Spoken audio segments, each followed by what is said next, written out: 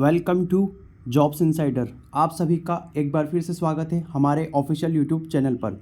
दोस्तों, आज के इस वीडियो में हम काफ़ी समय बाद एमपीपीएससी प्रीलिम्स की एग्ज़ाम के बारे में बात करने वाले हैं।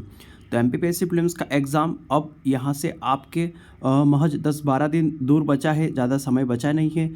और अब भी यहाँ पर मध्य प्रदेश लोक सेवा आयोग ने कुल 110 पदों पर ही वैकेंसी दर्शाई है, यानी कि अभी तक पदों में अब कोई बढ़ोतरी नहीं हुई है। और जो एवरेज रहा है टोटल पिछले 5-7 सालों का, वो 300 के आसपास पद होते हैं। लेकिन क्या संभावना रहेगी, क्या आगे पद बढ़ पाएंगे, क्या चीज़ें होगी, इन तमाम चीज़ों पर यहाँ पर डिस्कशन इस वीडियो में करने वाले हैं। अगर पदों की संख्या 110 रहती है तो यह एमपीपीएससी के इतिहास के सबसे कम पद होंगे, जो कि एमपीपीएससी का सबसे ज़्यादा कट ऑफ रहने वाला है। इस चीज़ पर भी डिस्कशन करने वाले हैं। तो दोस्तों, एग्ज़ाम से पहले यह काफ़ी कड़वा सच है, जिसे जान लीजिए। अगर आपकी स्ट्रेटजी प्रॉपर नहीं है तो थोड़ा सा बदलाव कर लीजिए, क्योंकि ऐसा पहली बार हो रहा है दोस्तों कि एमपीपीएससी मात्र 110 पदों पर एग्ज़ाम ले रहा है। और यह चीज़ें काफ़ी यहाँ पर स्टूडेंट के लिए दर्द वाली है, हौच-पौच करने वाली हैं। तो दोस्तों, हम पिछले वर्षों की पोस्ट के बारे में भी देखेंगे और फिर यहाँ पर चर्चा करेंगे कि आखिरकार क्या पद बढ़ने की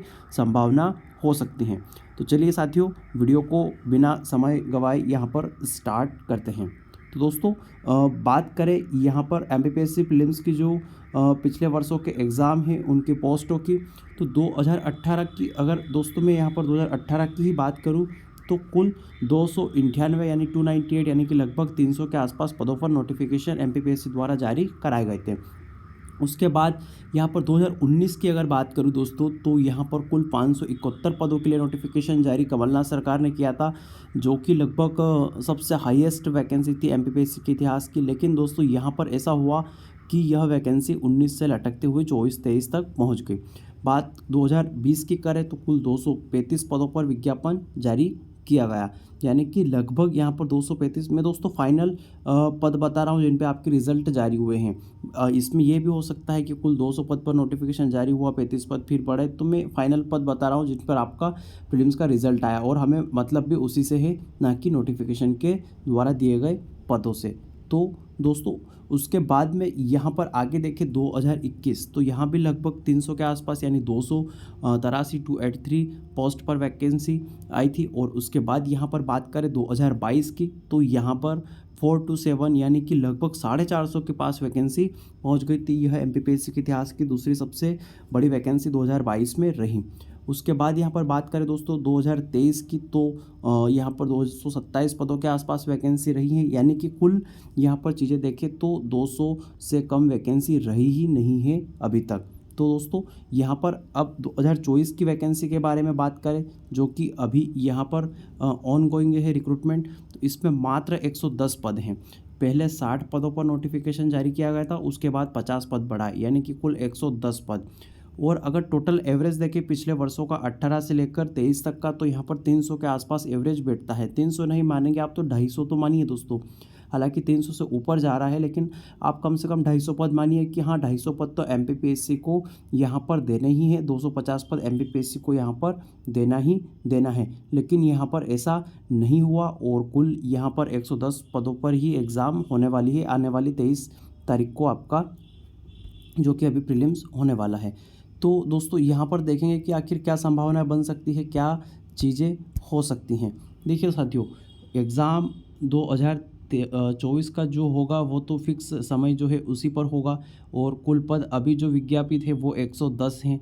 तो आपको अभी तो 110 पद मानकर ही चलना है कि इसीलिए हम एग्ज़ाम में बैठ रहे हैं, और 110 पदों के लिए ही यहाँ पर हमारी एग्ज़ाम होना है। अब पद कब तक बढ़ाए जा सकते हैं दोस्तों, तो प्रीलिम्स एग्ज़ाम के रिज़ल्ट जो आने वाला है उसके यहाँ पर एक दिन पहले तक आपके पद बढ़ने की संभावना रहती है। यानी कि प्रीलिम्स एग्ज़ाम का जो रिज़ल्ट आ गया और उसके बाद यहाँ पर पद नहीं बढ़ाए जा सकते किसी भी हाल में, किसी भी कंडीशन में।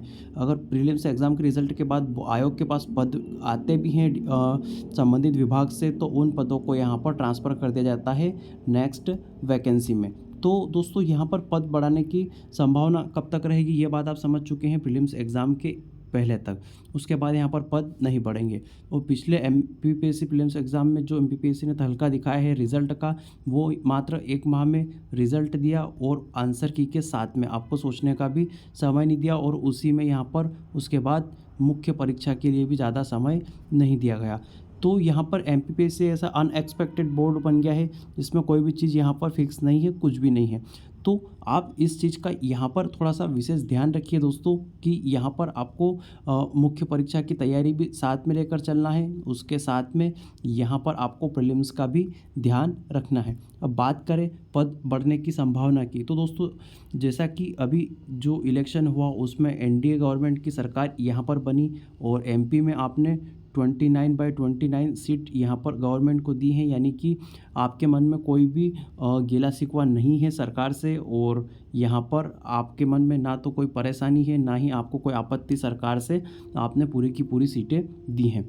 तो इन चीज़ों को देखकर भी यहाँ पर एमपी सरकार इतना बदलाव करेगी ये संभव नहीं है। हालांकि जो यूपी की गवर्नमेंट है या जो महाराष्ट्र की गवर्नमेंट है, सिटिंग गवर्नमेंट भी, वो यहाँ पर एकदम एक्टिवेट हो गए, और जो इसमें राजस्थान की भी गवर्नमेंट आप इंक्लूड कर लीजिए यहाँ पर, और उन्होंने धनाधन यहाँ पर एग्ज़ाम के लिए वैकेंसी निकालना स्टार्ट कर दी, और साथ ही यह भी कह दिया कि सारे संबंधित डिपार्टमेंट से तुरंत वैकेंसी मंगाई जाए। तो ऐसा इसलिए हुआ दोस्तों क्योंकि वहाँ की जनता ने उन्हें अपने मतदान के हक से, अपने मत के द्वारा वहाँ तक सरकार तक संदेश पहुँचाया कि आपकी रणनीति सही नहीं है, आपकी नीतियाँ सही नहीं हैं, और हमारे प्रदेश की जनता ने पूरा फुल सपोर्ट करके यह बात भी यहाँ पर प्रदर्शित की है कि हमें कोई समस्या नहीं है। आप चाहे 2019 का रिजल्ट 2025 में दो, आप चाहे यहाँ पर 87% नियुक्ति दो, 13% को होल्ड पे रखो, आप चाहे पुलिस की एग्ज़ाम 3-3 साल में पूरी करो, हमें कोई मतलब नहीं है। तो इस चीज़ों से भी यहाँ पर थोड़ी सी चीज़ें होच-पोच यहाँ पर होने की संभावना ज़रूर है। दोस्तों यहाँ पर एक चीज़ आपको यह भी है कि जो 2024 का जो एग्ज़ाम है अब वो एकदम नियर बाय आ चुका है। यहाँ पर मात्र 10-12 दिन बचे हैं, फिर भी आपका यहाँ पर अभी तक पदों की संख्या में वृद्धि नहीं हुई है। तो दोस्तों मुझे नहीं लगता कि यहाँ पर आपके पदों की संख्या में अब वृद्धि होगी। बहुत कम संभावना है कि आपके पदों की संख्या में वृद्धि होगी। यही इस वीडियो का अंतिम सार है दोस्तों, और मैं आपको यहाँ पर कहना चाहूँगा कि यहाँ पर अगर आपके पद बढ़े भी तो बहुत रेयर मुश्किल से आपके यहाँ पर 30-40 पद बढ़ जाएंगे, यानी कि आपके पद अगर बढ़ भी जाएंगे तो भी हाईएस्ट आपके 150 पद होंगे, उससे ज़्यादा पदों पर आपकी एग्ज़ाम नहीं होना है। तो 150 पद भी रहेंगे तो भी एमपीपीएससी के इतिहास में सबसे कम यहाँ पर पद रहेंगे, और अगर 150 पद ही मात्र रहे हैं तो इसके 20 गुना लोग, यानी कि 3000 लोगों को ही मात्र यहाँ पर मुख्य परीक्षा के लिए बुलाया जाएगा। तो दोस्तों काफ़ी रेयर स्थिति होगी यहाँ पर, और काफ़ी क्रिटिकल कंडीशन होने वाली है।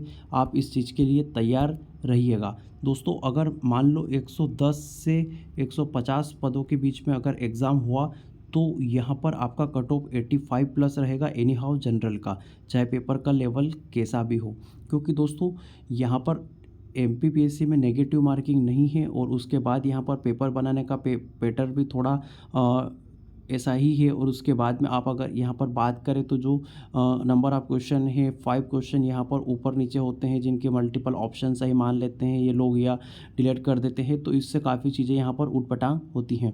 तो इन तमाम चीज़ों का ध्यान रखें दोस्तों। और आप किसी भी कैटेगरी में हैं 80 प्लस, तो यहाँ पर स्कोर मान के चलिए आप पेपर देकर बाहर निकले तो आपके 80 प्रश्न यहाँ पर सही होना चाहिए, अन्यथा मुख्य परीक्षा की होप बिल्कुल भी यहाँ पर न रखें। दोस्तों मैं आपको झूठा दिलासा पसंद नहीं करता हूं, मैंने खुद मुख्य परीक्षाएं दी हैं, मुझे अंदाज़ा है कि कितनी यहाँ पर कट ऑफ जा सकती है, क्या क्या चीज़ें हो सकती हैं। इसलिए यहाँ पर अगर आप अदर कैटेगरीज से हैं तो 80 प्लस से कम में बात ना करें, चाहे आप SC ST मेल फीमेल जो भी हैं, किसी भी कैटेगरी से मैं उसकी बात नहीं कर रहा हूँ, उस पर नहीं जा रहा हूँ। और अनरिजर्व वाले भाई बहन तो 85 मान के चले, यहाँ पर कट ऑफ काफ़ी हाई रहने वाला है, क्योंकि पोस्ट अगर बढ़ेगी तो भी 150 होगी।